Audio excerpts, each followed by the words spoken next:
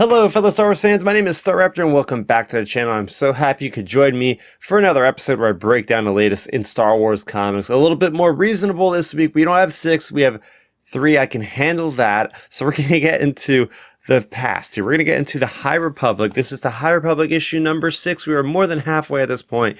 This is called Battle of the Force, Chapter 1, The Day the Statue Fell. Of course, written by Avon Starros with artwork by Arya Anandito. In this, we pick up where we left off. We have a flashpoint that's happening on the Battle of Jedha. We've had all these different force sects intersecting, having tensions, and a couple events have happened, which caused a boiling point. We have boiled over to the point where all these different things are happening at once, whether it be the statue that we see in Rogue One that has fallen. We see how that happens. We see how that falls in this issue, or last issue, technically.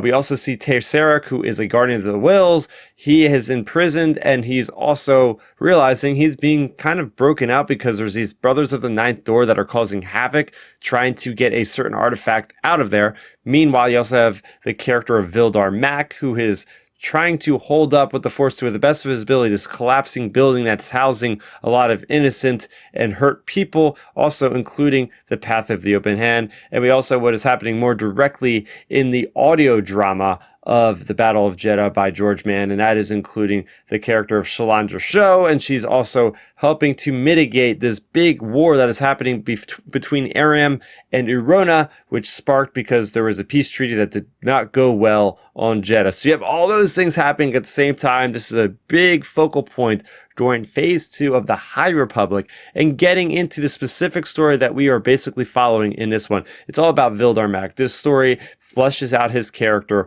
He's trying to do his best with holding up this rebel before it collapses on all these inhabitants, and it's not easy for him because he's dealing with somebody that's really stern in their beliefs of the Path of the Open Hand. We have this Quirmian who is just not really having it, is blaming Vildar for the fact that they're all about to die. Meanwhile, you have these other people that are actually on Vildar's side saying, no, the Jedi are actually good. If it's not him, we'd be dead right now. So very interesting stuff there. They also have a really cool story with Tesseract, who is convincing the captain of the Guardians of the Will, like, look, you guys have to do more than just protect this tower. Do you not realize that there's wars and there's battles going on outside, people that we could be helping right now, except we're just kind of selfish and we're just guarding like artifacts. Like, who are we? What are we really doing? Is this really what our purpose should be? And he's able to convince them to allow them to go out there and actually channel their force to help Vildar Mac get a little bit spurred on to use the Force and eventually get out of there. And then they all meet up. Everybody's kind of in one central area along with Maddie, and they all end up going to the Enlightenment with Kraydon, and that's going to be their kind of shelter, and they're going to be having their last stand basically against all these other crazy chaos people that are going to be soon trying to get in there. So that's where we have the story in a nutshell, but I did enjoy this story because it really encapsulates the chaos that is happening on Jedha. I think Arya Anandito does a great job of fleshing things out, making it very easy to follow, but also showing that there's a lot of strife going on, a lot of action. And it is just neat to see that, again, what phase 2 does really well for me is it shows that dichotomy between, you know, the Jedi and somebody that's complete opposite, which is the Path of the Open Hand, which is like, no, the Force belongs everywhere, not with being welded like a hammer or something like that. So I liked that, especially I liked seeing Tesseract really come and step up and be a big dude and be like, hey, look, I don't care if I'm in prison or not, like, you guys should be doing this. So I thought it was a really good story there. Next up, we're getting a little bit closer to the current storyline here. We have Avon Starros. This is issue number 2 of the 5-issue miniseries, Family Matters Part 1, All in the Family, written by Justina Ireland with artwork by Perry Perez. So last we left off, we have Avon Starros. She's kind of like in this in-between. This is not currently with the Star Wars flagships in between Empire and Return of the Jedi. I think it's probably before Empire. I'm not entirely sure. But she goes back to Hosnian Prime to basically just check in with her family. So she's got that cousin, her mother or her aunt, as well as her grandmother. So her cousin, unbeknownst to her, has hooked up with an officer, has now become pregnant, an officer in Imperials, I should say, in the Empire. And now that Empire has come back. This Imperial officer has come to their home, invaded, and basically took this cousin by force without her really consent and brought her back on board the Raider 2 class corvette and is going to bring her to a place that's more suitable for her to have this birth.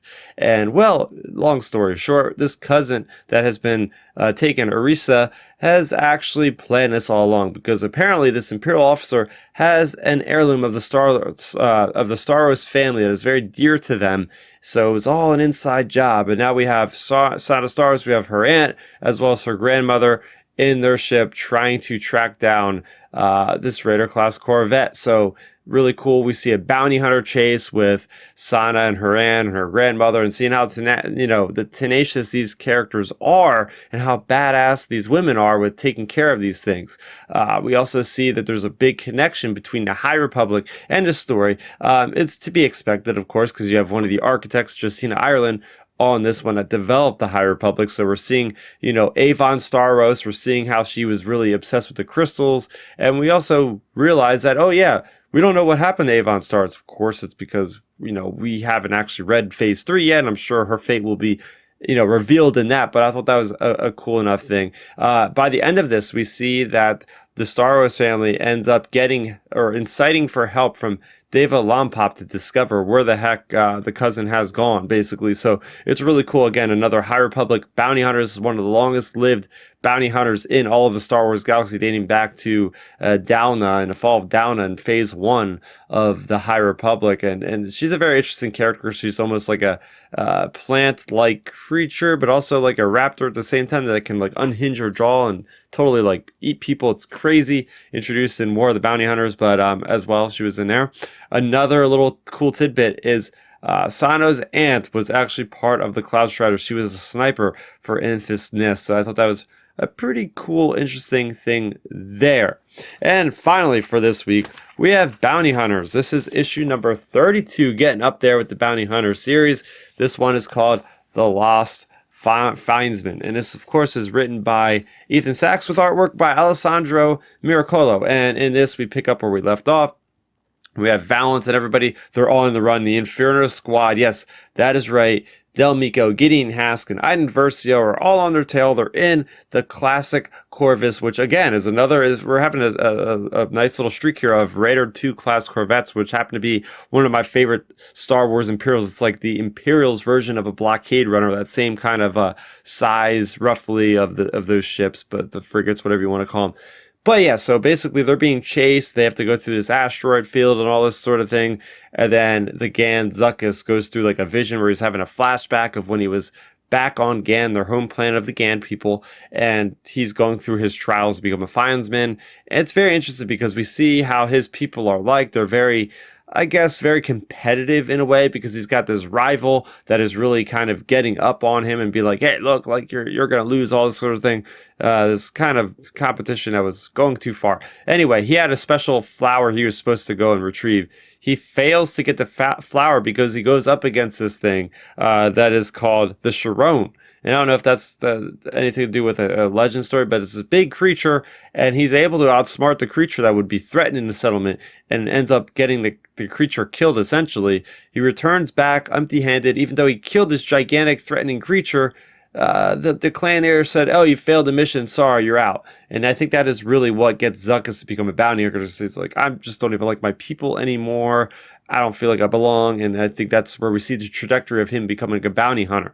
But yeah, basically, throughout the story, he's going in and out of this flashbacks. Eventually, he becomes back into reality, and he's able to pilot the ship through this abyss because of being a Foundsman. He is force sensitive. Now, the thing that really bugs me with this issue is it connects to Hidden Empire, the finale. So if you don't want to hear anything about what the heck could happen in Hidden Empire issue number 5, maybe you shouldn't even read this. Maybe just don't even watch the rest of this video, because getting into it right off the bat in the description here, they say that the Fermata cage has been destroyed.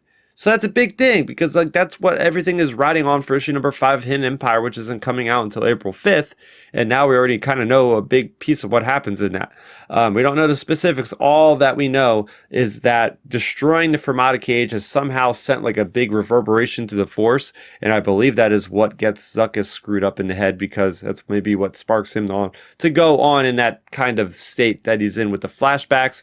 Makes you wonder if Luke's going to feel it, if Ezra's going to feel it, whoever else is force sensitive at Ahsoka. Like, this is a big galaxy spanning event of the Fermata cage exploding, this piece of equipment that was meant to hold in a Sith or something like that.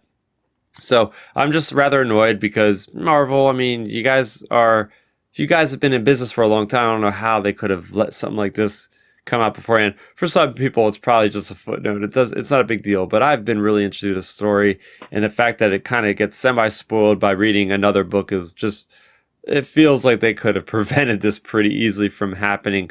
But all in all, I like this issue. I liked how we got that backstory of Zuckuss. I never knew that we would get something like this, but it's pretty neat. We've been seeing so much of Zuckuss. He's gotten so fleshed out so well through the bounty hunter stories that I really like what Ethan Sachs has done with the character. So there you go. What'd you think about these issues of comics that came out this week? Let me know in the comment section down below. It is now Mandalorian season. I've been putting up weekly videos relating to that, so go ahead and check those videos out. Make sure you watch the actual episodes first, because I go into spoilers in those videos. But anyway, make sure you go ahead and subscribe to the channel. Hit that bell icon to be notified when future videos go live. That is good to do for me, Starrapter. Thank you so much for watching, and may the Force be with you always. Thanks for checking out the video. Please hit that thumbs up symbol. It helps me know that I'm making content that you guys enjoy. And if you enjoyed this video, I also include 2 videos down below you guys should check out. And please consider subscribing to this channel. It helps support me, and it notifies you guys of when I get new videos up on the channel. You can also contact me on Twitter, Facebook, and Instagram at Starrapter.